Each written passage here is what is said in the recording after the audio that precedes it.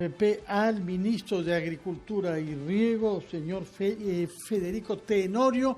Yo quisiera, antes de entrar a aspectos de coyuntura vinculados a la ley que debe ser votada en el Congreso de hoy, preguntarle sobre el financiamiento agrario empresarial, este FAE Agro, que fue creado mucho antes de la crisis que ha estallado en Ica y La Libertad. Quisiéramos saber cuál es el balance que hace usted, señor ministro, del FAE Agrario. Buenos días, Fernando. Buenos días. Muchas gracias por la llamada y la oportunidad. En efecto, acabamos de tener una ceremonia muy simpática con los gremios agrarios en el local del Ministerio para el relanzamiento de este nuevo FAEAGRO. Por alguna razón, el FAEAGRO ha tenido algunas dificultades en su diseño inicial para su lanzamiento y muy poca gente se ha beneficiado de este fondo. Entonces, se ha flexibilizado un poquitito el nivel de calificación, se ha ampliado la cobertura, por ejemplo, hacia cultivos permanentes como el banano orgánico, el café, el cacao, palta, mango, etcétera, y además se ha ampliado el plazo para el otorgamiento de este fondo agrario empresarial. Es muy importante, estimado Fernando, señalar que este fondo está esencialmente orientado a la pequeña agricultura familiar, quienes en todo este tiempo de la pandemia nos han brindado la alimentación a todos los peruanos y peruanas. Con mucha resiliencia han estado atentos. Bueno, se fue la comunicación con el ministro de Agricultura, Federico Tenorio. Vamos a ver si podemos ya restablecer así. Estamos con él. Adelante, ministro. Continúe usted con su explicación, por favor. Señalaba que este sector tan importante de la pequeña agricultura que nos ha venido proveyendo de alimentos en todo este tiempo de la pandemia, tenga esta posibilidad de financiación. El FAEAGRO tiene aproximadamente 2.000 millones de soles para las colocaciones y vamos en el más breve plazo, dado el decreto de urgencia que acaba de publicarse el día de hoy, vamos a elaborar el reglamento para poder hacer la licitación con las entidades financieras que administrarán este fondo. Creo que es una gran noticia para la pequeña agricultura familiar. Además, las tasas de interés son de alguna forma promocionales. Generalmente las tasas de interés para la pequeña agricultura familiar suele estar entre 30, 40 hasta 60% de tasa anual. Este fondo va a estar entre el 6.5 y 12% de tasa anual, estimado Fernando. Sí, nos ha dicho que hay un monto de 2.000 millones de soles que va a ser asignado sobre todo a familias que practican la economía agrícola familiar. ¿Nos puede decir a cuántas unidades productivas se está pensando más o menos que llegará este fondo y cuál es el monto que será dado a quienes se presenten a la licitación? Sí, esperamos llegar, Fernando, si tenemos suerte con la licitación y vamos a hacer toda la promoción posible, nos vamos a apoyar en los gremios agrarios, y en las organizaciones, asociaciones, cooperativas que están conformadas para poder, en la junta de usuarios, etcétera, para promover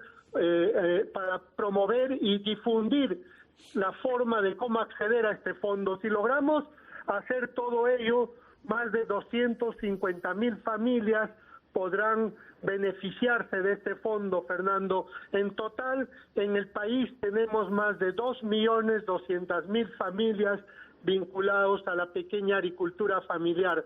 Si logramos siquiera un 10-15% atender la demanda de crédito de este universo general, ya sería un gran avance, Fernando. Siempre los fondos van a ser escasos, pero tenemos además, quiero aprovechar tu pregunta, tenemos además un fondo que se llama Agroperú, que tenemos todavía ahí como 340 millones ahora mismo para colocar a través del Agrobanco, que va a complementar muy bien este FAE Agro, estimado Fernando, estimado Carlos. Ministro... Tomamos nota entonces, Carlos, que 10% de las unidades productivas familiares podrían beneficiarse. Vamos ahora, Carlos Sina, a los temas de la coyuntura agraria, ¿no? Así es, porque ya se viene el debate en el Congreso, ministro, pero la ley agraria no tiene consenso. Hemos escuchado a los trabajadores, al ministro de Economía, a los representantes de AGAP. La verdad que se considera de parte de los empresarios que esta ley, tal y como está, podría perjudicar básicamente a las medianas y pequeñas empresas del sector agroexportador y que el impacto no sería significativo, beneficiaría solo al 24% de trabajadores. ¿Cuál es la evaluación que usted ha hecho respecto al dictamen? A ver, sí, es muy importante señalar que esta ley que está discutiendo el Congreso de la República no va a ser fácil. Es una ecuación bastante difícil de resolver, dado que hay una demanda específica y además legítima, por supuesto, de los trabajadores, porque consideran que sus condiciones de trabajo y sobre todo el monto que perciben son bastante bajos. Entonces hay que atender esta demanda, repito, que son legítimas. Sin embargo, atender la demanda también significa no poner en riesgo al sector. Entonces, por eso pienso que es una ecuación un poco difícil de trabajar, porque hay que encontrar equilibrios suficientes como, por un lado, atender la demanda de los trabajadores en mejorar sus condiciones de trabajo, y ahí creo que el Ministerio de Trabajo, el Ejecutivo en general, ha puesto algunas propuestas muy importantes. Ministro, ¿cuál sería a la larga el efecto que tendría en el sector agroexportador y básicamente en las pequeñas empresas? Eso es lo que más preocupa a los especialistas. Exactamente, Carlos. El sector es bastante diverso, Carlos. Lo que pasa es que a veces podríamos hacer cálculos pensando solo en la realidad de las grandes empresas, pero el sector es bastante diverso, que hay microempresas. Otra vez una dificultad, Carlos, con el sonido, ¿no? Exactamente. No sé dónde se hay el ministro. ¿Ah? Ya está el ministro Fernando. Señalaba que van a disculpar porque estoy camino ahorita. Entendemos. Estoy camino a Palacio para el Consejo de Ministros que habrá en breve. No, señalaba que es muy diverso el sector. Hay microempresas, pequeñas empresas, medianas empresas que están vinculadas y las grandes empresas. Entonces, de las cuales creo que además, dependiendo del producto que tenga cada empresa, eso será también su capacidad de absorber estos costos adicionales. Por ejemplo, el espárrago suele ser un producto de menor rentabilidad que el arándano. Las uvas que se siembran en Ica, las uvas de mesa, tienen diferente estructura de costo que las uvas que se producen en Piura. Entonces, yo creo que es muy importante tener en cuenta esa gran diversidad, pero sobre todo, pienso que esta es un punto de partida y no un punto de llegada a esta ley. Es decir, a partir de esta ley lo que deberíamos hacer es profundizar un diálogo mayor, trabajar una negociación, una segunda negociación entre trabajadores y empresarios, haciendo una evaluación exhaustiva de cada valle, de cada producto, de cada empresa. Una de las dificultades que mayormente hemos tenido con mi colega, el ministro de Trabajo, cuando hemos ido a Ica, por ejemplo, para hablar con los trabajadores, es que en el otro lado no había interlocutores porque no había sindicatos u organizaciones de trabajadores del campo. Entonces, vamos a pedir el apoyo de la OIT, el apoyo de la Coordinadora Nacional de Derechos Humanos para ayudar, y obviamente el Ministerio también facilitará todas las condiciones para fomentar la asociatividad y sobre todo la sindicalización de estos trabajadores, que les permita tener eso, seguir continuando en el diálogo, seguir continuando en las negociaciones hacia futuro.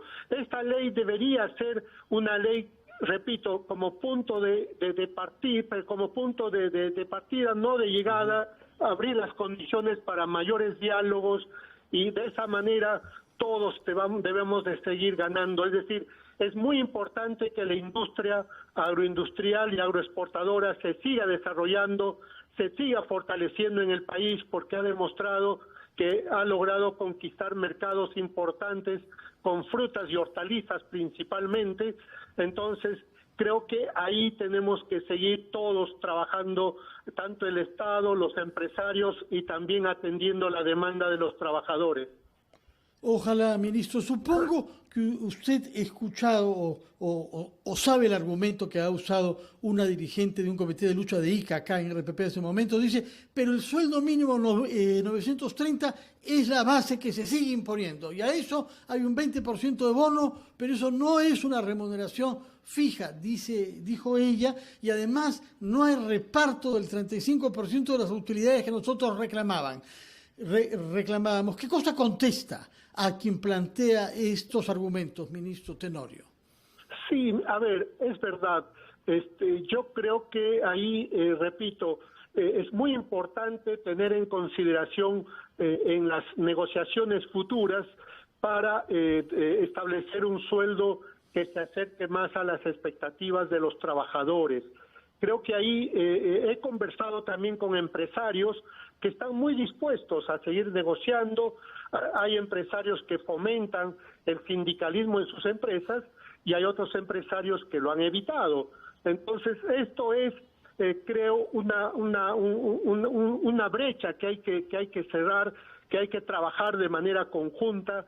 Desde el Ejecutivo vamos a seguir propiciando mesas de diálogo, vamos a seguir propiciando espacios de concertación, vamos a seguir propiciando el entendimiento entre las dos partes, porque al país no es bueno para el país que esta situación de incertidumbre, esta situación de zozobra y frustración siga presente, estimado Fernando. Muchas gracias, señor ministro, por sus declaraciones. Que tenga usted un feliz año. Vamos a la pausa, Carlos, pero tenemos una noticia sobre un fallecimiento que va a enlutar